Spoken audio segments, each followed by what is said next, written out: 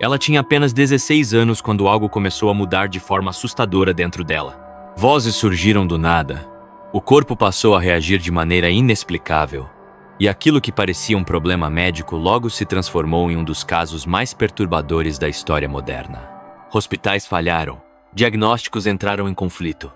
E em meio ao desespero, a própria jovem implorou por dezenas de rituais de exorcismo, deixando tudo registrado. O que aconteceu depois chocou médicos, padres, juízes e dividiu um país inteiro entre fé e ciência. A morte não encerrou o mistério, pelo contrário, ela abriu uma investigação que mudaria para sempre a forma como o exorcismo é visto no mundo. Então eu te faço um convite. Fica comigo até o final, deixa o like, se inscreve no canal e se prepara para conhecer a verdade sombria e real por trás do caso que inspirou Hollywood. Porque essa história vai muito além do que qualquer filme teve coragem de mostrar. No início da década de 1950, em uma pequena cidade do interior da Alemanha, o silêncio das ruas escondia julgamentos cruéis e tradições rígidas. Em Leibelfing, um acontecimento simples se transformou em escândalo. Uma mulher entrou na igreja para se casar usando um véu preto. Naquele tempo, aquele detalhe dizia tudo. Era o sinal público de que a família carregava uma desonra impossível de apagar. Aquela mulher era Anna Michel, que havia tido uma filha antes do casamento, algo considerado imperdoável para os padrões da época. Olhares atravessados, cochichos maldosos e humilhações acompanharam cada passo dela até o altar. Ainda assim, o casamento aconteceu. Pouco tempo depois, Anna deu à luz outra menina. Agora dentro do matrimônio, sem imaginar que aquela criança, aparentemente comum, teria seu nome ecoado décadas depois em debates que misturariam religião, ciência e justiça. Nos cinemas, essa jovem seria chamada de Michaela ou Emily Rose. Mas fora da ficção, longe dos roteiros de Hollywood, o nome verdadeiro dela era Anneliese Michel. E a história real por trás desse nome começava ali, em silêncio, mas caminhava lentamente para algo que ninguém estava preparado para enfrentar. Durante os primeiros anos, Anneliese teve uma infância considerada normal para os padrões da época. Nada indicava que aquela menina simples, criada em uma família religiosa, teria um destino tão sombrio. Mas tudo mudou de forma abrupta quando sua irmã mais velha, a filha nascida antes do casamento, morreu ainda criança, aos 8 anos, após complicações em uma cirurgia para remover um tumor agressivo. Aquela perda caiu como uma sentença silenciosa dentro da casa. Para Anneliese não foi apenas luto. Na mente sensível dela, a tragédia passou a ter um significado maior, quase espiritual. Ela começou a acreditar que a morte da irmã era uma punição, um reflexo de um pecado que não havia sido pago. E alguém precisava pagar essa dívida. A partir desse momento, Anneliese passou a viver como se carregasse uma missão invisível. Buscando purificação, mergulhou em práticas religiosas cada vez mais severas. Frequentava a igreja várias vezes por semana, jejuava por longos períodos e passava horas em oração, acreditando que o sofrimento poderia apagar a culpa da família. Em alguns momentos, dormia no chão frio, sem conforto algum, como forma de penitência. Para quem observava de fora, ela era apenas uma jovem dedicada à fé. Trabalhava normalmente na serraria da família, era fisicamente saudável e mantinha uma rotina comum. Mas por dentro, algo já começava a se romper e essa busca obsessiva por redenção seria apenas o primeiro passo de uma história que muito em breve sairia completamente do controle. Foi aos 16 anos que o primeiro sinal realmente assustador se manifestou. Anneliese sofreu uma convulsão violenta, algo que deixou a família em choque. Naquele período, crises desse tipo ainda eram vistas com medo e preconceito, chamadas popularmente de o Grande Mal. Desesperados, os pais buscaram médicos especialistas e neurologistas, tentando entender o que estava acontecendo com a filha. Mas, enquanto os exames tentavam explicar o que era visível, havia algo muito mais perturbador acontecendo longe dos olhos de todos, algo que só Anneliese sentia e guardava em silêncio. Durante suas orações diárias, ela passou a relatar experiências estranhas. Visões inexplicáveis surgiam de repente, acompanhadas por uma sensação constante de presença ao redor dela, como se não estivesse mais sozinha. Para Anneliese, Aquilo não era imaginação.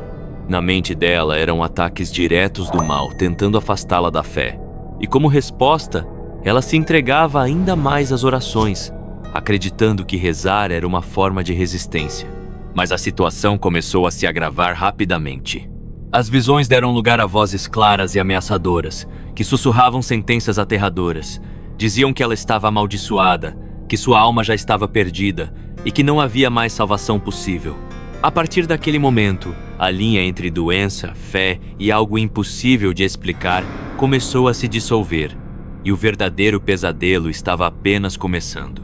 Mesmo ainda muito jovem, o medo que Annelise enfrentava já era intenso o suficiente para levá-la a pensamentos extremos. O sofrimento diário se tornava insuportável, e em meio ao desespero ela chegou a considerar acabar com a própria vida. Ao mesmo tempo, os tratamentos médicos simplesmente não funcionavam. Internações se tornaram frequentes, e por meses ela permaneceu em hospitais psiquiátricos, sendo submetida a uma combinação pesada de medicamentos, antiepilépticos, antipsicóticos e drogas usadas para tratar a esquizofrenia. Nada parecia surtir efeito. As convulsões continuavam, as visões não cessavam e rostos deformados surgiam diante dela em diferentes momentos do dia, como se a perseguissem sem descanso. Criada em um lar profundamente religioso e vendo a medicina falhar repetidas vezes, Annelise começou a cogitar uma explicação ainda mais assustadora para aquilo que vivia. Para ela, talvez não fosse apenas uma doença, mas algo de natureza espiritual. Ao receber alta e voltar para casa, a família decidiu tentar uma última alternativa, uma peregrinação até um local considerado sagrado, na esperança de encontrar algum tipo de cura. Mas a viagem, que deveria trazer alívio, acabou revelando sinais ainda mais perturbadores. Durante o trajeto, Annelise passou a evitar qualquer símbolo religioso, não conseguia se aproximar de crucifixos e se recusava a entrar em ambientes considerados santos. Chegou a rejeitar a água de uma nascente tida como milagrosa. E, segundo relatos, algo ainda mais inquietante começou a ser percebido. Um odor forte e estranho a acompanhava, descrito como semelhante ao enxofre. A partir dali, até os mais céticos começaram a se perguntar o que de fato estava acontecendo com Annelise Michel. Depois daquela peregrinação, tanto Annelise quanto as pessoas ao redor dela passaram a acreditar que algo irreversível havia acontecido. Aos 19 anos, ela já não encontrava respostas na medicina, nem alívio nas próprias orações. O sofrimento continuava intacto, como se nada fosse capaz de interromper aquilo. Foi então que a própria Annelise tomou uma decisão extrema. Procurou uma igreja e pediu por conta própria para ser exorcizada. Ela buscou ajuda com o padre local, contou tudo o que estava vivendo, mas teve o pedido negado. A recusa a destruiu emocionalmente. Mesmo assim, ela insistiu. Procurou outra paróquia, repetiu a história, implorou por ajuda e recebeu uma nova negativa. Para os religiosos que tiveram contato com ela naquele momento, o quadro ainda parecia compatível com uma doença grave. Algo que não justificaria um ritual tão extremo ainda mais sem a autorização formal de um bispo. Enquanto isso, longe de qualquer solução, o estado de Annelise se deteriorava dia após dia. As vozes não cessavam, as visões continuavam e o comportamento dela se tornava cada vez mais inquietante. Em seus momentos de oração, ela chegava a se ajoelhar centenas de vezes ao longo do dia, até que, em uma dessas repetições obsessivas, acabou lesionando gravemente o joelho. Mesmo ferida, passou a se arrastar pelo chão e se esconder embaixo de móveis, permanecendo ali por longos períodos, emitindo sons que assustavam quem estivesse por perto. Crises de gritos duravam horas. Há relatos de que ela passou a ingerir substâncias incomuns, recusando alimentos normais, e a rotina ao lado dela se tornou algo profundamente perturbador. Para a família, já não restavam dúvidas de que estavam lidando com algo que fugia completamente do controle humano. A pergunta agora não era mais se algo estava errado, mas até onde aquilo ainda poderia chegar. Não havia mais alternativas. O estado de Annelise havia se agravado a um ponto em que permanecer naquela cidade significava aceitar o inevitável. Como nenhum religioso local concordava em realizar o ritual, a família tomou uma decisão desesperada. partir para outra região em busca de alguém que ao menos os escutasse. Eles viajaram até Würzburg, um trajeto longo, pesado, que parecia se estender muito além dos quilômetros no mapa, carregado de medo, ansiedade e uma última esperança silenciosa. Foi lá que Anneliese ficou frente a frente com o vigário Ernst Out. Diferente dos outros, ele não enxergou nela apenas um quadro clínico. Algo no comportamento, no olhar e nas reações da jovem o fez acreditar que havia mais em jogo do que uma condição psiquiátrica comum. Convencido disso, o padre iniciou os trâmites formais e, em setembro de 1975, a autorização tão aguardada finalmente veio. O bispo Joseph Stengel concedeu permissão para o exorcismo. O ritual ficaria sob responsabilidade do padre Heinz, mas com uma exigência clara, tudo deveria acontecer em absoluto sigilo. Em uma manhã fria de outono, ele chegou à casa simples da família. O sol estava presente, mas o vento era cortante. Vestido de preto, chapéu na cabeça e um livro antigo nas mãos, o Rituale Romanum, um manual de exorcismo que atravessava séculos desde 1614. Naquele instante, não havia mais como recuar. Anneliese estava prestes a enfrentar um ritual antigo, extremo e potencialmente fatal. No início, uma sensação de alívio tomou conta da casa. Pela primeira vez em meses, a família acreditava que finalmente algo estava sendo feito.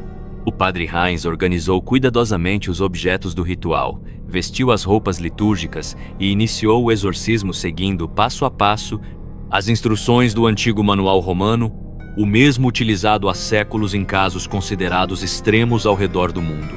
Mas a esperança se mostrou frágil. Se havia ali uma força maligna, ela se revelava resistente e implacável. O que deveria ser um único ritual se transformou em uma batalha prolongada que durou quase 10 meses. Nesse período, Anneliese foi submetida a 67 sessões de exorcismo, realizadas 1 ou 2 vezes por semana, algumas delas se estendendo por até 4 horas seguidas. Em determinado momento, o padre Heinz percebeu que não conseguiria continuar sozinho e pediu o apoio do padre Out, sentindo que aquilo ultrapassava seus limites. Enquanto isso, a rotina dentro da casa se tornava cada vez mais sombria. Anneliese permanecia isolada em um cômodo, dia e noite, recusando comida, água e descanso.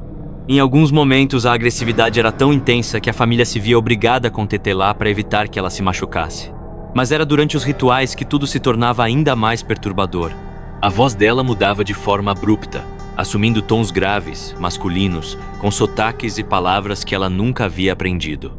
Nessas ocasiões, ela se identificava com nomes que causavam calafrios, associados a figuras sombrias da história e da tradição religiosa. Ainda assim, nem tudo era crise. Havia dias de um silêncio pesado, quase vazio, marcados apenas pela dor, pelo cansaço extremo e por uma sensação de espera, como se todos soubessem que aquela história caminhava lentamente para um desfecho inevitável. Nos raros momentos em que Anneliese estava lúcida, suas palavras passaram a carregar um peso ainda maior. Ela falava abertamente sobre a própria morte, como se já a enxergasse como algo inevitável. Em meio a tantos episódios de terror, Anneliese chegou a uma conclusão perturbadora. Ela acreditava que não conseguiria se libertar daquilo que a atormentava, mas, ao mesmo tempo, passou a enxergar um sentido no sofrimento. Para ela, aquela dor constante poderia servir como um sacrifício. Um preço a ser pago não apenas por si mesma, mas pelos pecados do mundo que conhecia. A partir daí, sua postura mudou de vez. Anneliese deixou de se alimentar completamente, mesmo nos períodos em que aparentava calma. Nada parecia convencê-la a comer. Ela também pediu que não houvesse mais intervenções médicas, como se já tivesse tomado uma decisão definitiva sobre o próprio destino. Na mente dela, tudo estava resolvido. O sofrimento, a dor e até a morte fariam parte de uma entrega maior, algo que ela acreditava ser necessário para a salvação de outras almas. Na madrugada do dia 1º de junho de 1976, já extremamente debilitada, Anneliese disse à mãe uma frase simples, mas devastadora, palavras que jamais seriam esquecidas. Mãe, estou com medo. A noite seguiu em silêncio. Era verão na Alemanha, e o amanhecer trouxe um cenário sereno, com o sol e o canto dos pássaros, como se fosse apenas mais um dia comum. Mas, dentro daquela casa, a realidade era outra. Annelise morreu enquanto dormia aos 23 anos de idade. Em meio ao choque, a dor e as lágrimas, a família sentiu algo difícil de admitir, um alívio silencioso. Para eles, de alguma forma, o sofrimento havia chegado ao fim. Mas o que ninguém imaginava é que aquela morte não encerraria a história. Pelo contrário, era apenas o começo da parte mais controversa e chocante desse caso. Pouco depois da morte de Annelise, os padres responsáveis pelo caso comunicaram oficialmente o falecimento às autoridades locais. O que ninguém esperava era a rapidez da reação do Estado. Um inquérito foi aberto quase de imediato e, em pouco tempo, a tragédia deixou de ser apenas uma história de dor e fé para se transformar em um caso criminal. Os promotores acusaram os 2 sacerdotes e os próprios pais de Annelise de homicídio por negligência, alegando que a jovem havia sido privada de cuidados médicos adequados. O processo judicial avançava, e a família se via, além do luto, mergulhada em uma exposição pública devastadora. Mas antes mesmo de o julgamento começar, algo inesperado aconteceu. Uma freira carmelita, de uma cidade distante, enviou uma carta aos pais de Annelise. Nela, afirmava ter tido uma visão perturbadora. Segundo essa revelação, o corpo da jovem estaria incorrupto, intacto, mesmo após meses enterrado. Para muitos, isso seria apenas uma coincidência, ou uma ilusão. Para a família, porém, a mensagem caiu como um terremoto emocional. A ideia de desenterrar a própria filha era insuportável, quase cruel. Mas, ao mesmo tempo, aquela possibilidade carregava um significado poderoso. Se fosse verdade, seria a prova de que o sofrimento de Annelise não havia sido em vão, de que sua luta espiritual tinha um propósito maior. Movidos por essa esperança, os pais pediram autorização às autoridades para a exumação, alegando que o enterro havia sido feito às pressas, em condições simples demais. A permissão foi concedida. Nenhum pai ou mãe está preparado para escolher o caixão de um filho, muito menos para fazê-lo 2 vezes. Ainda assim, eles seguiram adiante, sustentados por uma única ideia: a chance de que, mesmo na morte, Annelise tivesse vencido a batalha que marcou toda a sua vida. O dia da exumação chegou carregado de um peso impossível de descrever. Naquela noite, os pais de Annelise quase não dormiram. Emoções conflitantes se misturavam de forma cruel. Tristeza profunda, medo do que encontrariam, ansiedade pelo desconhecido e, ao mesmo tempo, uma esperança silenciosa que insistia em permanecer. Ainda cedo, eles seguiram para o cemitério da cidade, em absoluto silêncio. Os trabalhadores já aguardavam, preparados para um trabalho que, por mais rotineiro que pudesse parecer, jamais é simples quando envolve desenterrar uma jovem. Ninguém ali estava realmente pronto para aquele momento.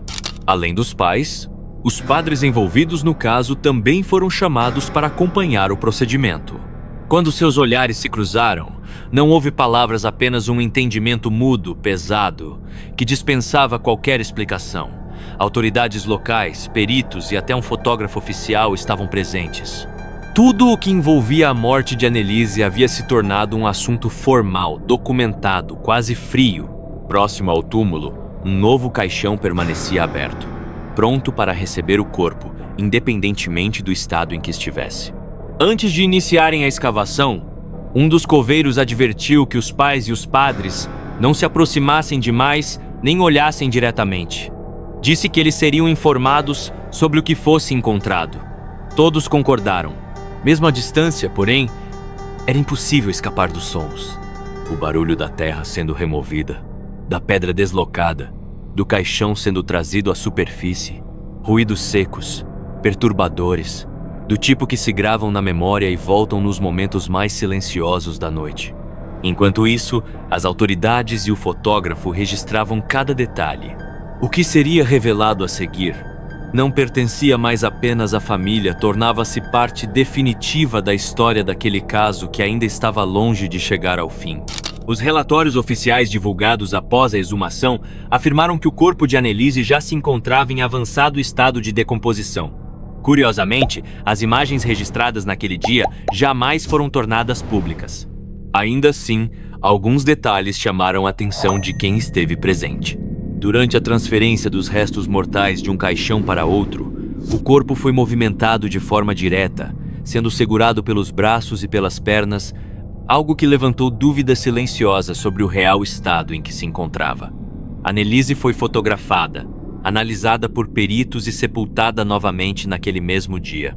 Para a família, aquele deveria ser o último adeus, o momento em que ela finalmente descansaria. Mas, mesmo após a morte, Annelise continuaria sendo exposta não mais em rituais, mas diante de um país inteiro. Em 30 de março de 1978, a cidade de Klingenberg amanheceu tomada por expectativa. O julgamento finalmente teria início.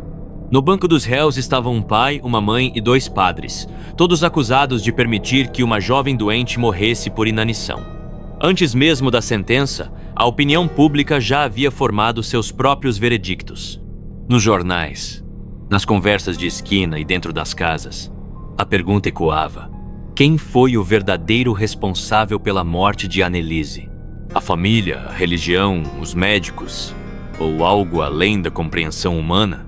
Psiquiatras que haviam tratado Annelise foram chamados a depor e foram categóricos. Para eles, os rituais de exorcismo apenas reforçaram o quadro psicológico da jovem. Alegaram que, se ela tivesse sido internada novamente e alimentada à força, ainda estaria viva. Porém, um depoimento inesperado quebrou a rigidez científica do tribunal. Um médico chamado para avaliar Annelise durante um dos rituais afirmou algo que deixou o ambiente em silêncio. Segundo ele, não existia medicação capaz de combater aquilo que estava diante deles. A defesa dos padres, apoiada pela igreja, argumentou que o exorcismo havia sido um ato religioso legítimo, protegido pela liberdade de crença garantida pela Constituição alemã. Já a defesa dos pais tomou um caminho ainda mais impactante. Apresentou ao júri gravações reais das sessões de exorcismo. As imagens, descritas como perturbadoras até pelos mais céticos, mostravam comportamentos extremos, vozes diferentes e diálogos que pareciam ocorrer como se mais de uma presença estivesse ali. Para muitos, aquelas cenas não trouxeram respostas, apenas aprofundaram ainda mais o mistério. Em uma das gravações mais perturbadoras do caso, especialistas afirmam ser possível distinguir claramente 2 vozes masculinas diferentes, dialogando entre si de forma agressiva, como se discutissem qual delas teria que abandonar primeiro o corpo de Annelise. As vozes não soavam humanas, nem vinham de fora. Saíam diretamente dela, registradas em áudio, deixando claro o nível de horror que aquela família vivia dentro de casa. Durante o julgamento, a mãe de Annelise sentou-se diante do tribunal e declarou, sem hesitar, que acreditava estar obedecendo a uma ordem divina. Disse que Deus havia pedido que os demônios fossem expulsos de sua filha e que não se arrependia do que aconteceu. Para pessoas de fé, aquelas palavras soaram como um ato de devoção extrema. Para a justiça alemã, foram vistas como um escândalo inaceitável. Ao final do processo, os pais e os 2 padres envolvidos foram considerados culpados por homicídio culposo e negligência médica. A sentença foi de 6 meses, com liberdade condicional mediante pagamento de fiança. A acusação foi direta. Todos permitiram que uma jovem de apenas 23 anos morresse de fome dentro da própria casa. O caso dividiu a Alemanha. Reacendeu debates sobre liberdade religiosa, limites da fé e direitos dos filhos e provocou uma reação internacional. Após a repercussão, autoridades religiosas pressionaram o Vaticano a reavaliar o ritual de exorcismo. Em 1999, pela primeira vez desde o século XVII, o ritual foi oficialmente atualizado, tornando obrigatória uma avaliação médica e psicológica antes de qualquer tentativa de exorcismo. Essa regra permanece até hoje. Mesmo assim, a história não terminou ali. 30 anos após a morte de Annelise, o caso voltou aos holofotes com o lançamento do filme O Exorcismo de Emily Rose, em 2005. O longa se tornou um clássico do terror, mas trouxe consigo novos relatos inquietantes. Durante as gravações, atrizes do elenco relataram fenômenos estranhos. Rádios e televisões ligando sozinhos durante a madrugada, sempre no mesmo horário. Jennifer Carpenter, que interpretou Emily, afirmou que o rádio de sua casa ligava repetidamente sem explicação, tocando sempre o mesmo trecho da mesma música, repetindo a frase "I'm still alive". Para muitos, uma coincidência. Para outros, um lembrete perturbador de que essa história talvez nunca tenha realmente chegado ao fim. E então fica a pergunta que atravessa décadas e continua ecoando até hoje. Será que Anneliese ficou perturbada ao ver sua história exposta para o mundo através do cinema? Será que a alma dela nunca encontrou descanso? Ou será que algo foi despertado no momento em que aquela história voltou a ser contada? Como se abrir uma porta fosse o suficiente para que antigas presenças voltassem a se manifestar? Até hoje, ninguém conseguiu responder com certeza o que realmente atormentava Emily Rose de forma tão brutal. Alguns acreditam que ela foi vítima de uma possessão múltipla, algo raríssimo até mesmo dentro dos registros da igreja. Outros defendem que ela sofria de um transtorno psiquiátrico severo, mal compreendido na época. O problema é que nenhuma das versões consegue explicar tudo, e nenhuma consegue ser totalmente desmentida. Os áudios existem, os relatos existem, as consequências também. O caso mudou leis, rituais e a forma como o mundo enxerga exorcismos, fé e saúde mental. Mas a dúvida permanece viva, e talvez seja isso que torna essa história tão perturbadora. Agora eu quero saber de você. O que você acha que realmente aconteceu com Anneliese Michel? O filme te causou algum desconforto, medo ou reflexão? Deixa seu comentário aqui embaixo porque a sua opinião faz parte dessa conversa. Se você gostou desse vídeo e quer mais relatos sobrenaturais reais, baseados em casos que desafiam a lógica e a explicação, se inscreve agora no canal, ativa o sininho e fica por aqui, porque as próximas histórias são ainda mais inquietantes.